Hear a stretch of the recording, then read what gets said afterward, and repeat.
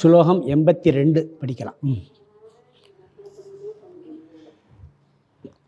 திகம்பராமத்யமத்வம் ஆஹூராபாதமஸ்தகம் சைதன்ய வியாப்தி சந்துஷ்டேஹே அனகாக்ரஸ்ருதேரபி திகம்பராமத்யமத்வம் ஆஹூராபாதமஸ்தகம் சைதன்ய வியாப்தி சந்திருஷ்டேஹே அனகாக்ரஸ்ருதேரபி.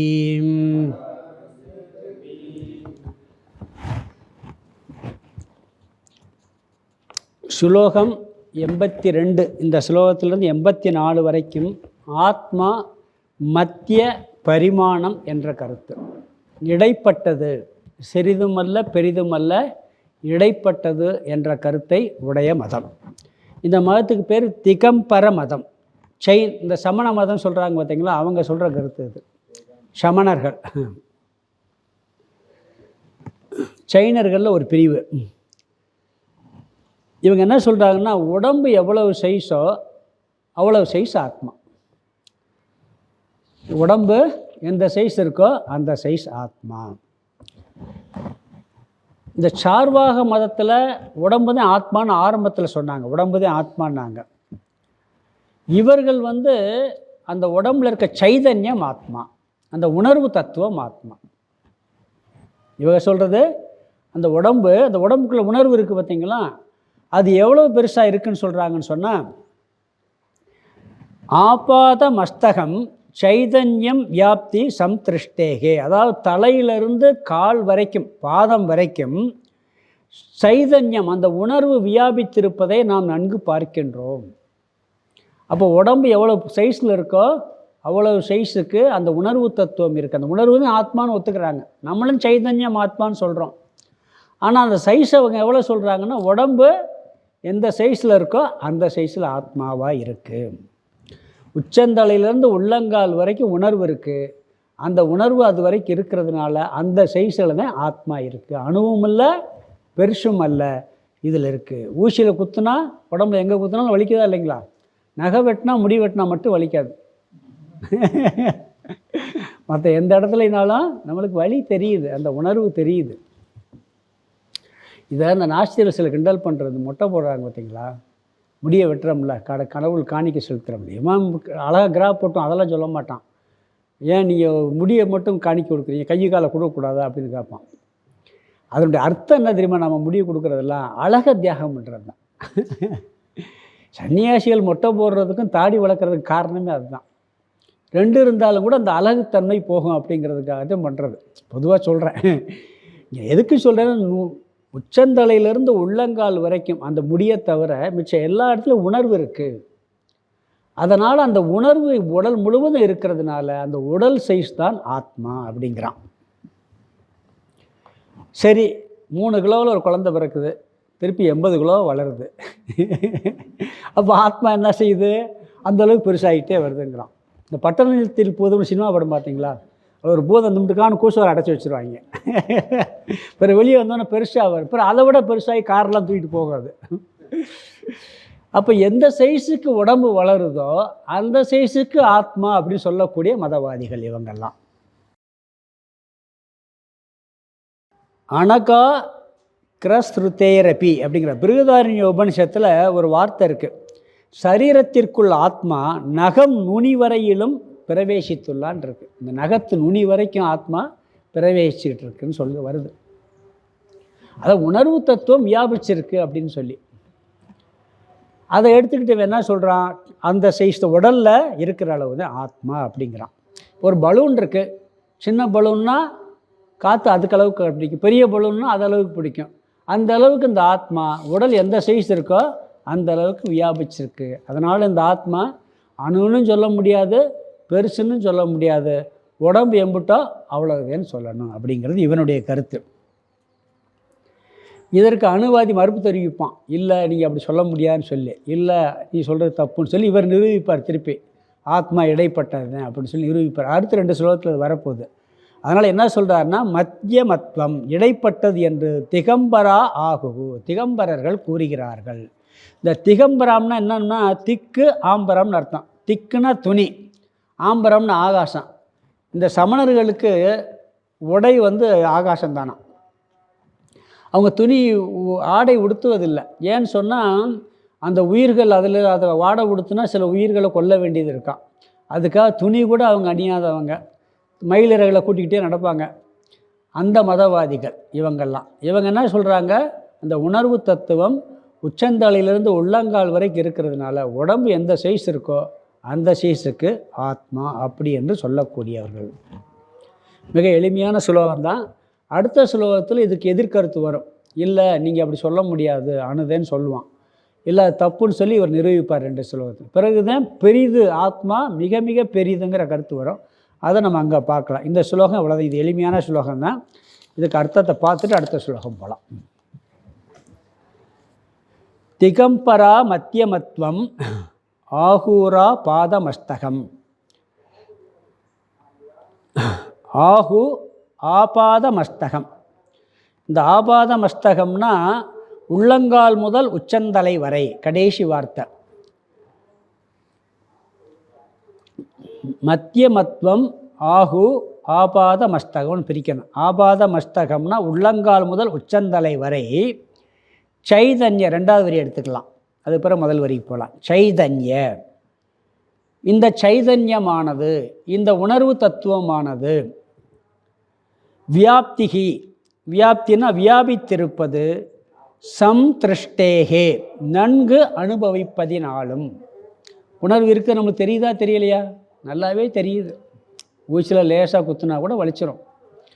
அதனால் என்ன சொல்கிறாரு, உள்ளங்கால் முதல் உச்சந்தலை வரை இந்த சைதன்யம், இந்த உணர்வு தத்துவம் வியாபித்திருப்பது நன்கு அனுபவிப்பதினாலும் ஆனகாக்கிர, ஆனகாக்கிர. அடுத்தது சம்திருஷ்டே ஆனகாக்கிர.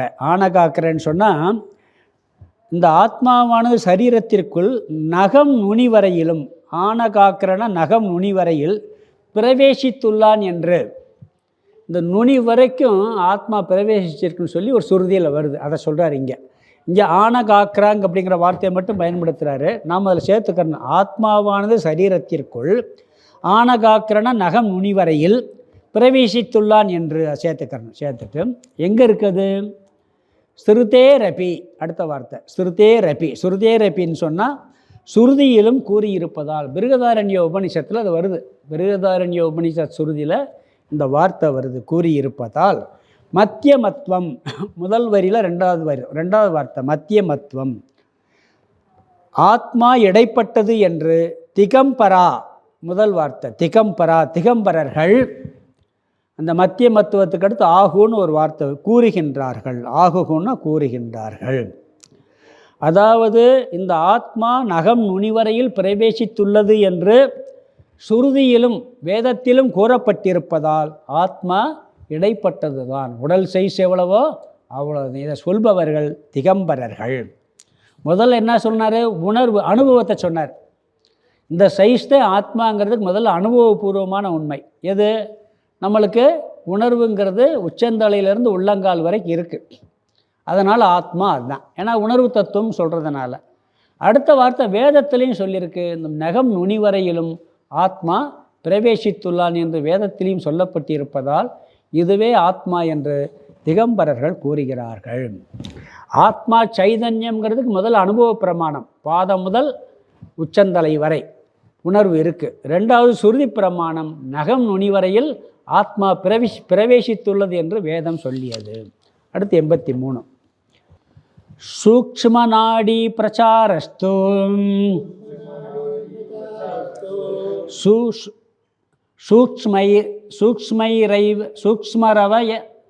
சூக்ஷ்மரவயைவைர் பவேத் ஸ்தூலதேகஸ்ய கஸ்தாப்யாம்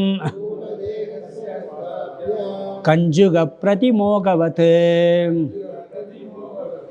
சூக்ஷ்ம நாடி பிரச்சாரஸ்து சூக்ஷ்மைரைவ யவைர்பவேத் ஸ்தூலதேகஸ்ய கஸ்தாப்யாம் கஞ்சுக பிரதிமோகவத். இங்கே அணுவாதி இந்த கருத்தை மறுக்கிறான். முதல்ல சொன்னான் ரொம்ப ரொம்ப சிறுன்னு சொன்னான் பார்த்தீங்களா, அவன் மறுக்கிறான். அந்த மறுக்கிற கருத்து இந்த ஸ்லோகத்தில் வரல. அவன் இப்படி மறுத்தால் அதற்கு என்ன பதிலுங்கிறத இங்கே சொல்கிறாரு. ஜீவன் நாடிக்குள்ளே சென்று அனுபவத்தை அடைகிறான். இதை உபனிஷத்து சொல்லுது. உடலின் அளவு பெருசாக அந்த அளவுக்கு ஆத்மா இருந்தால் அந்த நாடிக்குள்ளே அது எப்படி போகும்? இவன் கேட்குற கேள்வி என்னன்னு சொன்னால், உடல் அளவுக்கு ஆத்மான நாடி ரோமத்தின் நுனியில் 10,000 ஒரு பங்குன்னு சொல்லும்போது அந்த உணர்வு தத்துவம் உடல் அளவுக்கு ஆத்மான்னு சொன்னால் அதுக்குள்ளே எப்படிப்பா போகும்? நாடிக்குள்ளே போனால் தான் உணர்வு வரும். அப்படி இருக்கிற பொழுது அதை எப்படி சொல்ல முடியும்? ஒரு கேள்வி. பிரவேசம் செய்ய முடியும். சைதன்யங்கிறத மத்தியமாவதியும் சொல்கிறான், அவனும் சொல்கிறான். ஆனால் நாடிக்குள்ளே பிரவேசிக்கும் போது சின்னதாரணத்தை பிரவேசிக்க முடியும். நீ சொல்ல அளவுக்கு இருந்தால் நாடிக்குள்ளே பிரவேசிக்க முடியாது. ஆகவே அவன் என்ன சொல்கிறான்? பெருசாக நீ சொல்கிற உடம்பளவுக்கு இருக்க முடியாது, அது உள்ளதே இருக்குன்னு சொல்லி. இவன் என்ன சொல்ல போகிறான்னா, பதில் ஒரு உதாரணம் சொல்கிறார். ஸ்தூல தேகஸ்ய ஹஸ்தாப்யாம் கஞ்சுக பிரதிமோகத்துவம். அதாவது இந்த உடம்புக்குள்ளே சட்டை இருக்குது, சட்டையில் கை தலை சின்ன துவாரம் இருக்குது, எப்படி உள்ள நுழைச்சிக்கிறோம் அப்படிங்கிறான். ஒரு சட்டையில் 2 கை துவாரத்து வழியாக உடம்புக்குள்ளே நுழைச்சி உடம்புற வியாபிச்சிருது. அது மாதிரி அதுக்குள்ளே ஒரு சின்ன ஒரு பகுதி இருக்குது, அது வழியாக உள்ள நுழைஞ்சிருதுப்பா அப்படிங்கிறான். சூக்ஷ்ம பகுதி ஒன்று இருக்குது உடம்புக்குள்ளே, அது வழியாக இது உள்ளே போய் உடம்பெல்லாம் வியாபிச்சிருது அப்படின்னு சொல்லி இவன் சொல்கிறான். சட்டையை எப்படி கை துவாரத்து வழியாக அப்படி கோர்த்து போட்டுக்கிறோம்ல, சிலதெல்லாம் உள்ளே எப்படி போச்சுன்னு சொல்ல முடியாது. கொழுக்கட்டை இருக்குது பார்த்தீங்களா, கொழுக்கட்டை இந்த பூரணம்னு சொல்லுவான். அதுக்குள்ளே இனிப்பு இருக்கும். வெளிநாட்டுக்காரன் கேட்டானா, இது எப்படி உள்ளே வச்சிங்கன்னு. இந்த பூரணத்துக்குள்ளே எப்படி உள்ளே போச்சு அது?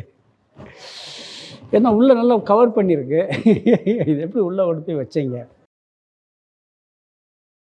எப்படி உள்ளே போனது பிரித்து பார்த்தாதே தெரியுது. அது மாதிரி கை உடம்பு சட்டை எப்படி உடம்புக்குள்ளே போச்சுன்னு துவார சின்னதாக இருக்குது, எப்படி உள்ளே போச்சுன்னு சொல்லி கேட்குறோம்ல. இப்போ டிஷர்ட்டு இந்த ரெயின் கோட்லாம் பார்த்தீங்கன்னா தலை மட்டும்தான் இருக்கும் ஓப்பன், சின்ன கை மட்டும் இருக்கும். ஆனால் உள்ளே போட்டு ஒரு ரெயின் கோட்லாம் போட்டால் ஃபுல்லாக உடம்பு பூரா வியாபிச்சிருது.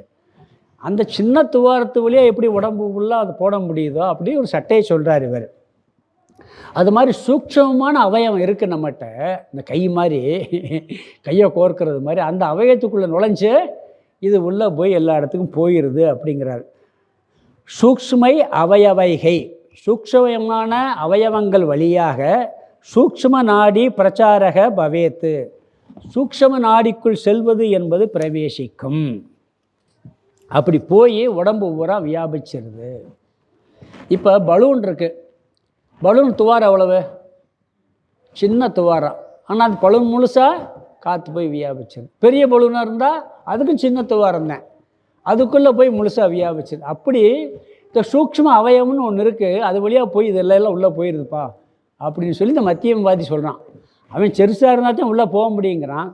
சிறுசாக இருந்தாலும் கூட பெருசாக உள்ளே போக்க முடியுது. உடம்பு சட்டையில் இருக்கக்கூடிய துவாரம் தலை இவ்வளவு உண்டு, கை 2 துவாரம் தான், ஆனால் உடம்புள்ள கோர்த்துடுறோமா இல்லையா?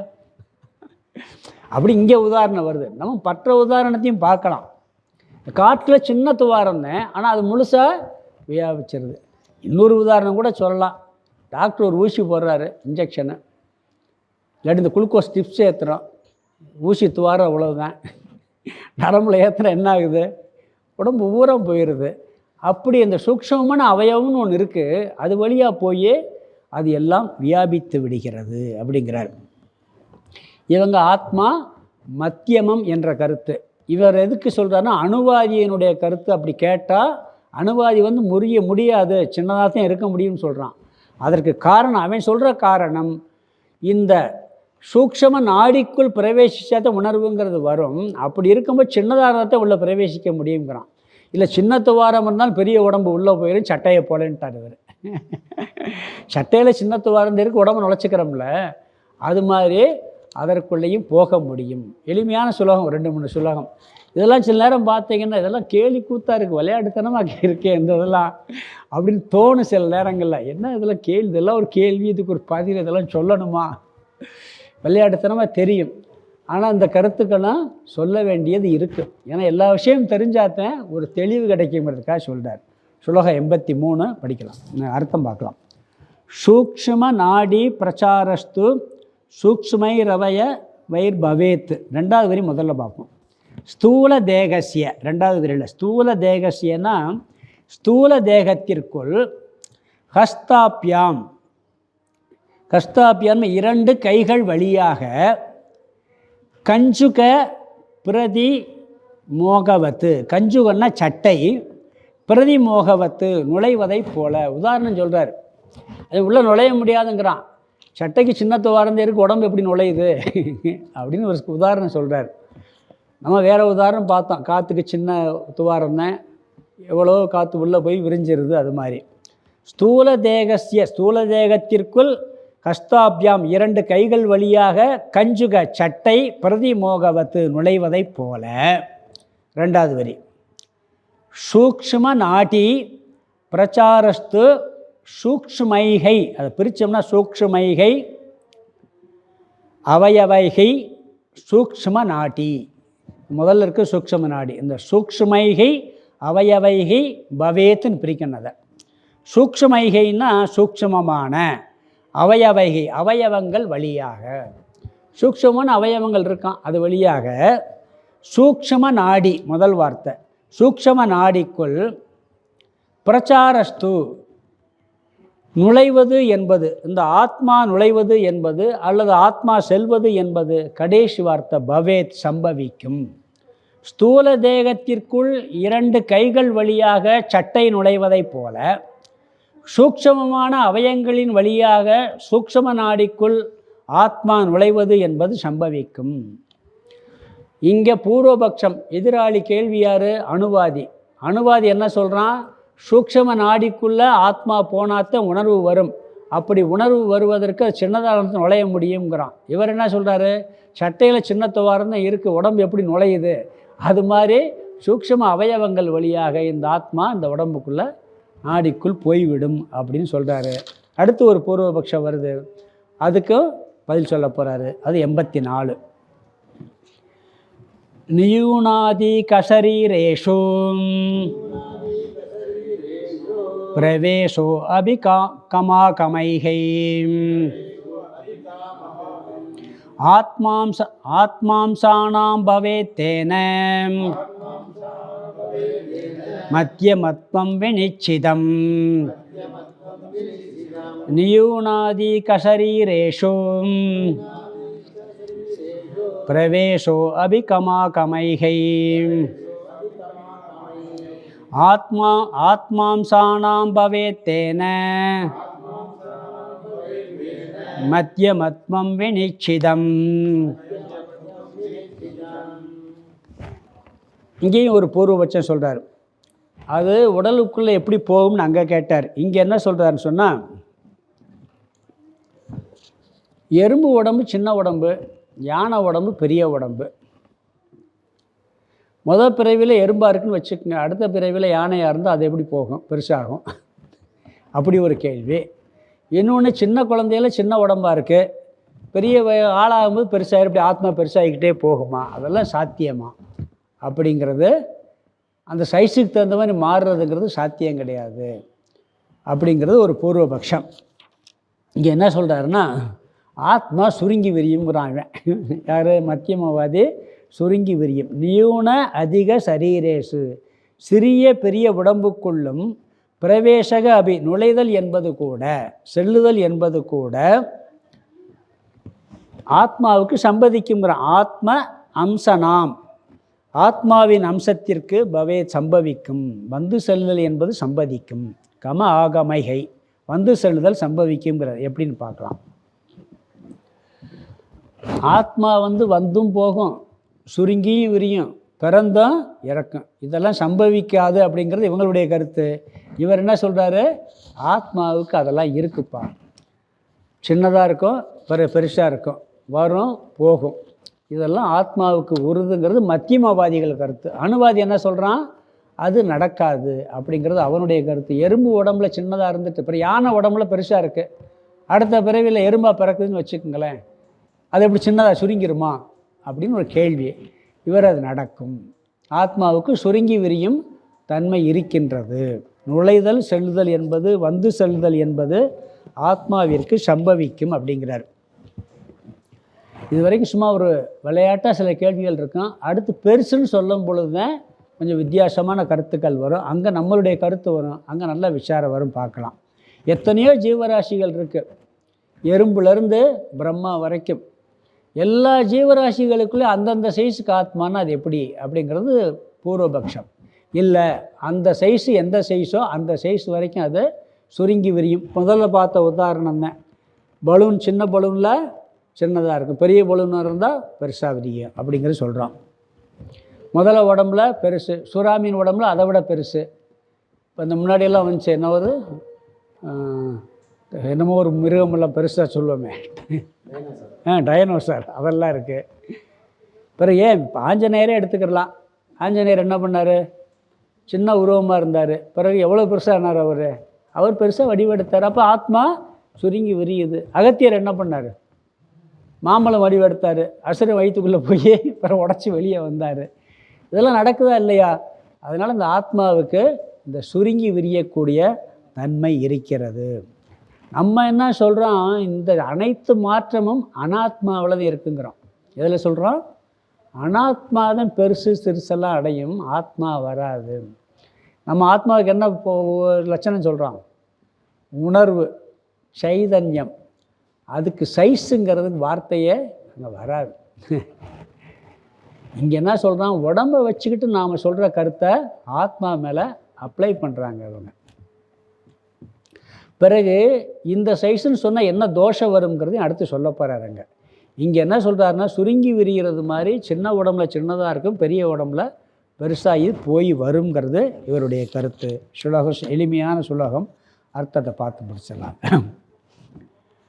நியூனாதி நியூன அதிக, நியூனன்னா சிறிய, அதிகன்னா பெரிய, சரீரேஷு சரீரங்களுக்குள், சிறிய பெரிய சரீரங்களுக்குள், பிரவேச அபி, பிரவேச அபின நுழைவதும் கூட,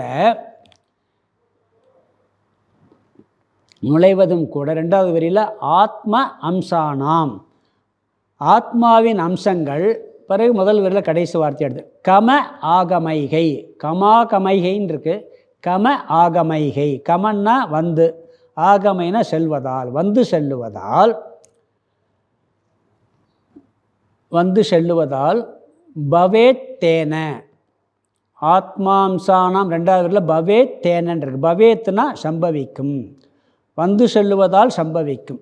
இந்த பெரிய சிறிய சரீரங்கள் நிலைவதும் கூட ஆத்மாவின் அம்சங்கள் வந்து செல்றதுனால அது நடக்கும் அப்படிங்கிறார். தேன, ஆகவே மத்தியமத்துவம், ஆத்மா மத்திய பரிணாமம் என்பது வினிச்சிதம், நிச்சயிக்கப்படுகிறது. இவனுடைய கேள்வி என்ன? சின்ன உடம்பு பெரிய உடம்புலாம் இருக்குது, அதெல்லாம் எப்படி ஆத்மா வந்து போகுமா? எறும்பில் இருக்க உடம்பு எப்படி, யானையில் இருக்க சரீர ஆத்மா வந்து எறும்பு உடம்புக்குள்ள எப்படி போக முடியும் அப்படிங்கிறதெல்லாம் சொல்லும் பொழுது அது சம்பவிக்கும். ஆத்மா சுருங்கி விரியக்கூடிய தன்மை உள்ளதுங்கிறது இவருடைய பதில். அதனால் மத்தியமம் என்பது நிச்சயிக்கப்படுகிறது. சுலோகம் 85. சாம்சஸ்ய கடவன் நாசோம் பவத்யேவ ததா சதி கிருதநாசா கிருதாப்யாக மயோ கோவார கோ பவேத். சாம்சஸ்ய கடவன் நாசோம் பவத்யேவ ததா சதி கிருதநாசா கிருதாப்யாக மயோ கோவார கோ பவேத். இங்கே 85, 86 இதில் வந்து ஆத்மா சர்வகத்வம், மிக மிக பெரியது என்ற கருத்து. முதல்ல சிறிதுன்னு சொல்லியாச்சு, இடைப்பட்டதுன்னு சொல்லியாச்சு, இங்கே மிக மிக பெரியது. இங்கே முதல்ல என்ன சொல்கிறாருன்னா, சின்னதும் அல்ல பெரியதும் இடைப்பட்டதும் அல்லங்கிறத மறுக்கிறார். அணு இடைப்பட்டதுன்னு சொன்னீங்கன்னா அதில் என்னென்னலாம் தோஷம் வரும், இந்த ஆத்மா வந்து போகிறது, சுருங்கிறது, விரிகிறது, இப்படியெல்லாம் சொன்னால் அதில் என்ன மாதிரிலாம் தோஷம் வரும்னு சொல்லிவிட்டு பெரியதுங்கிற கருத்துக்கு இங்கே கொண்டு வர்றார். இந்த பெரியதுங்கிறதுனா எங்கும் வியாபித்திருப்பது. இந்த கருத்தை நாமளும் ஒத்துக்குருவோம். ஒரு கோணத்தில் அதை சொல்கிறோம். நம்ம அந்த ஆத்மாவுக்கு, கடவுளுக்கு அந்த வார்த்தையை சொல்கிறோம். இங்கே என்ன சொல்கிறாருன்னு சொன்னால், அதாவது ஆத்மா அவயவத்துடன் ஒரு குறிப்பிட்ட அளவு சொல்லிட்டீங்கன்னு சொன்னால், ஒரு அவயவம், அதுக்கு ஒரு அவயவம் சொல்லிடுறீங்க, ஒரு தன்மை சொல்லிடுறீங்க. சொல்லியாச்சுனால என்ன தோஷம் வரும்னா அழிவு வந்துடும்ங்கிறார். அதுக்கு ஒரு இது என்ன சொல்கிறாருன்னா, பானை உதாரணம் சொல்கிறார். அதாவது சாம்சஸ்ய, அதாவது அம்சத்துடன் ஆத்மா கூடியிருந்துன்னு சொன்னால், நாசக பவதி ஏவ, அழிவு என்பது கட்டாயம் வரும், கடவத்து, பானையை போல. இப்போ இந்த பூமி இருக்குது, இந்த பூமியில் மண் இருக்குது. மண் அதுக்கு அவயவம் இல்லை, ஒன்றில் மொத்தமாக இருக்குது.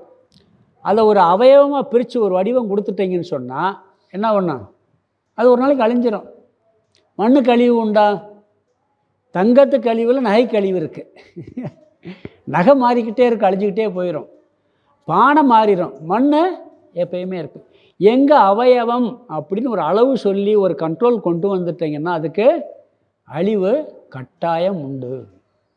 அதனால் இது அனுபவம் இருக்க முடியாது, அந்த மத்தியமும் சொல்லும். ஏன்னா அதுக்குன்னு சொல்கிறோம், அவயவம் சொல்லிடுறோம், அதுக்கு ஒரு அம்சம் சொல்கிறோம், இந்த அளவு அந்த அளவுன்னு சொல்கிறோம். அப்படி எதை நீங்கள் சொன்னீங்கன்னாலும், சூரியனுக்கு அழிவு இருக்கா இல்லையா? ஒரு ஒரு குறிப்பிட்ட ஒரு வடிவத்தை கொண்டு வந்தாச்சுன்னு சொன்னால் அதுக்கு கட்டாயம் அழிவு உண்டு. பானையை போல, அப்படி நீ இந்த பெருசாக இருக்குது சிறுசாக இருக்குன்னு சொல்லி லட்சணம் சொன்னீங்கனாலே அதுக்கு அழிவு வந்துவிடும். அவயவம் இருந்தால் அது அழிந்து போகும் சொல்கிறான்.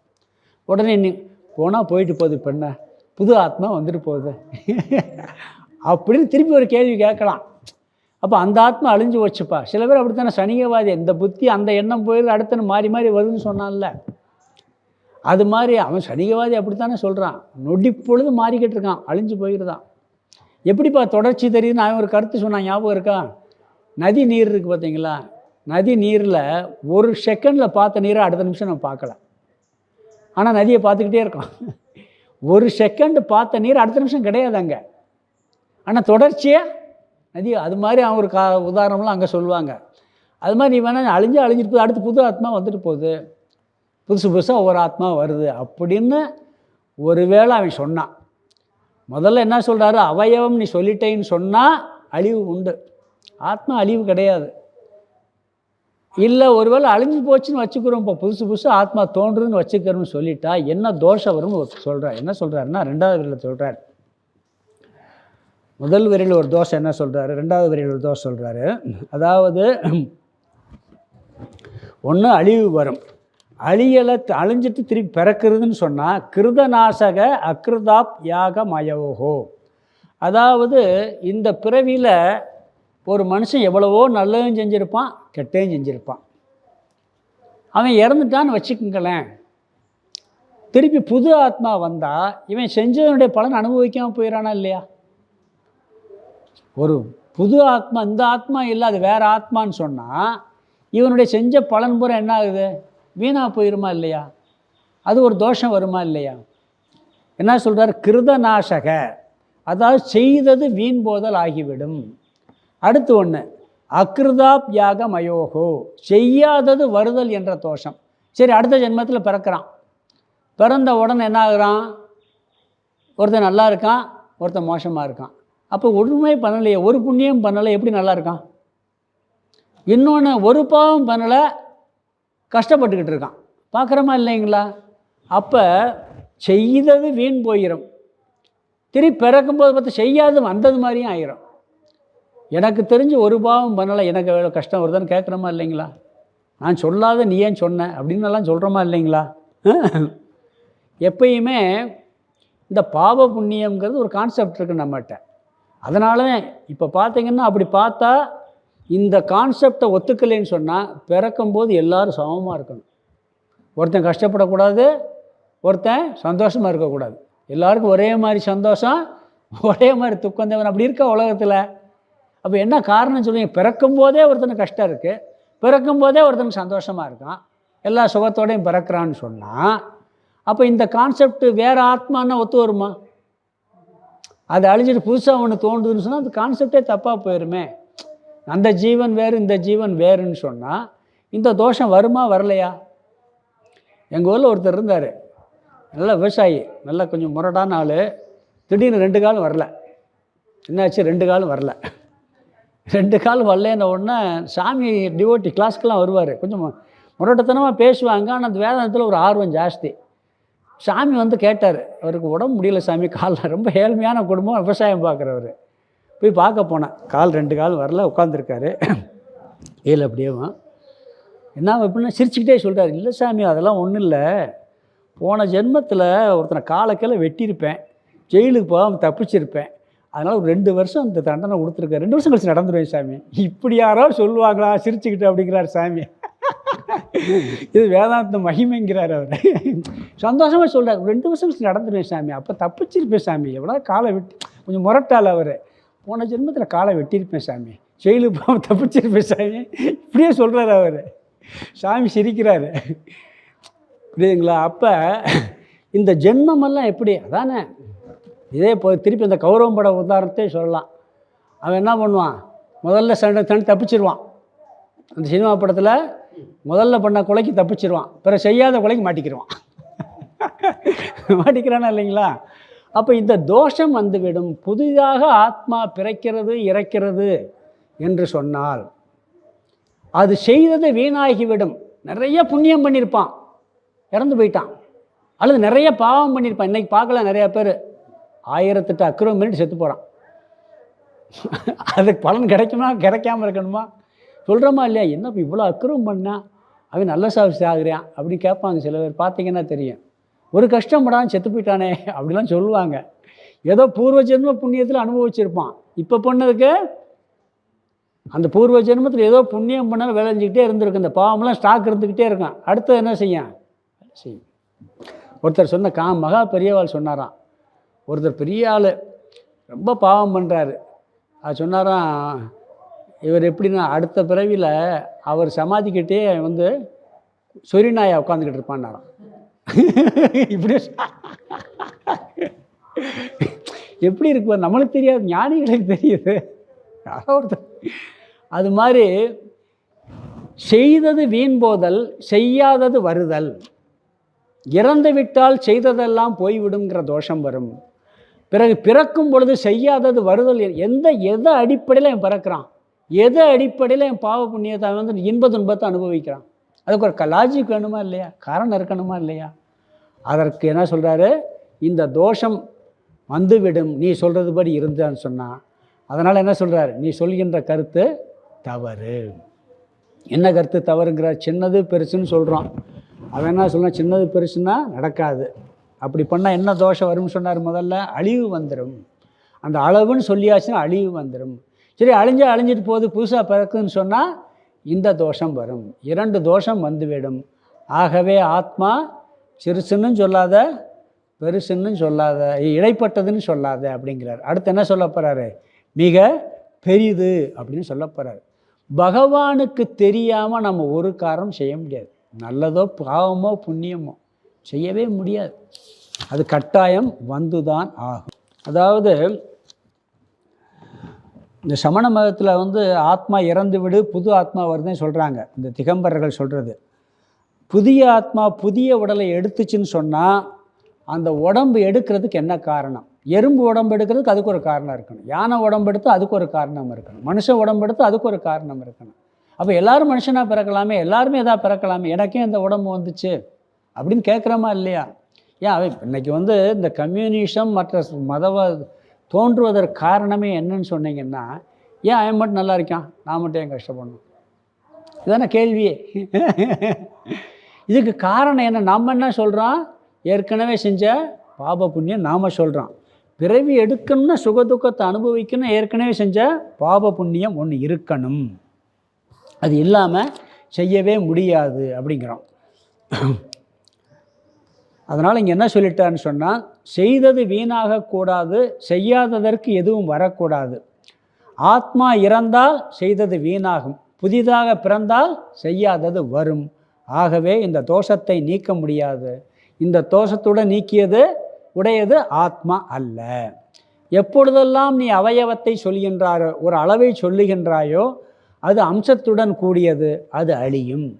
அழியாது என்று சொன்னால் செய்தது வீணாகிவிடும், செய்யாதது வந்துவிடும் என்ற தோஷம் வரும். ஆகவே ஆத்மா அணுவும் அல்ல, மத்தியமும் அல்ல என்ற கருத்து இங்கு சொல்லப்படுகின்றது. சுலோகத்துக்கு அர்த்தத்தை பார்த்துடலாம். 85 சாம்சஸ்ய கடவன் நாசோகோ. சாம்சஸ்யன்னா அம்சத்துடன், ச அம்சஸ்ய அம்சத்துடன் கூடியிருப்பதற்கு, கடவத்து பானையைப் போல, நாசக பவதி ஏவ, பவத் ஏவன் இருக்கு, நாசக பவதி ஏவ, அழிவு ஏற்பட்டே தீரும்.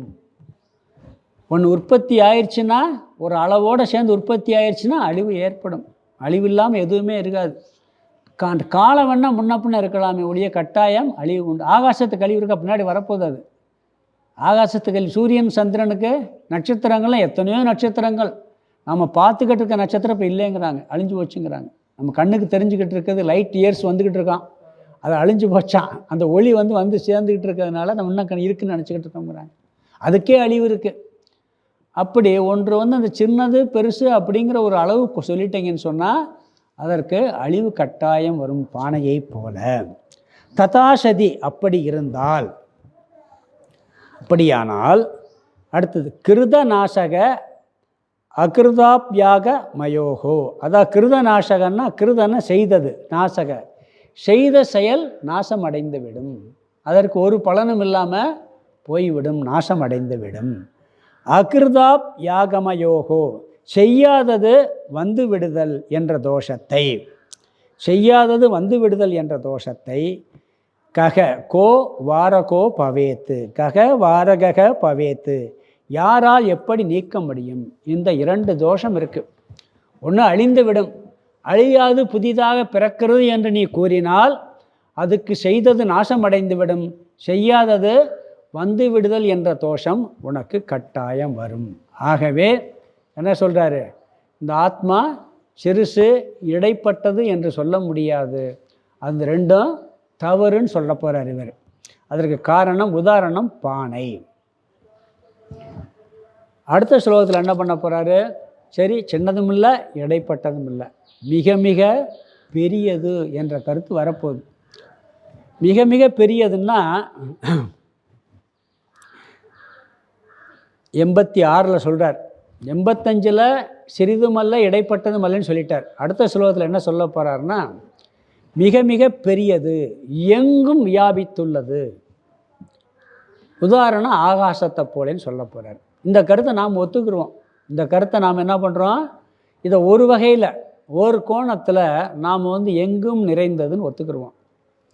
இது எல்லாரும் சாதாரண மனுஷன்கிட்ட கடவுள் எங்கே இருக்காருன்னு என்ன சொல்லுவான், கடவுள் எங்கும் இருக்கிறார் அப்படின்றான். ஒரே வார்த்தையில் எங்கும் இருக்கிறார், எங்கும் இருக்கிறார்னு சொல்லுவார், இங்கே இருக்கிறார்னு ஒத்துக்கிற மாட்டார். எங்கும் இருந்தால் இங்கே இருக்கணும்ல, வார்த்தை தூணிலும் இருப்பார் திரும்பிலும் இருப்பார். அதனால தான் தூணை உடைக்கிறாரு. எங்கே பிரகலாதன் உள்ளே இருக்காருன்னு காமிக்கிறார்ல. அப்படி இந்த ஆகாசம் நீக்கமர அங்கிங்கெனாதபடி எங்கும் வியாபகமாக இருக்கிறது. அதற்கு ஒரு உதாரணம் என்ன சொல்கிறாரு, ஆகாசத்தை போலன்னு சொல்ல போகிறார். என்ன சொல்ல போகிறாரு, ஆகாசம் இல்லாத இடம் ஏதாவது இருக்கா? ஆகாசம் இல்லாமல் கற்பனை பண்ணி பாருங்கள், கற்பனை பண்ண முடியுமான்ட்டு. ஆகாசம் இல்லாத ஒரு இடத்த கற்பனை பண்ண முடியுமா? கற்பனை கூட பண்ண முடியாது. அதனால் ஆகாச உதாரணத்தை சொல்லி, அதுபோல் இந்த ஆத்மா எங்கும் வியாபித்திருக்கிறது என்ற கருத்து 86 சொல்ல போகிறாரு. அதுக்கு விளக்கமெல்லாம் நாம் அடுத்த வகுப்பில் பார்க்கலாம். 86 இந்த ஆத்மா அதோட இந்த சைஸ் விபாகம் முடிஞ்சு போயிடும்.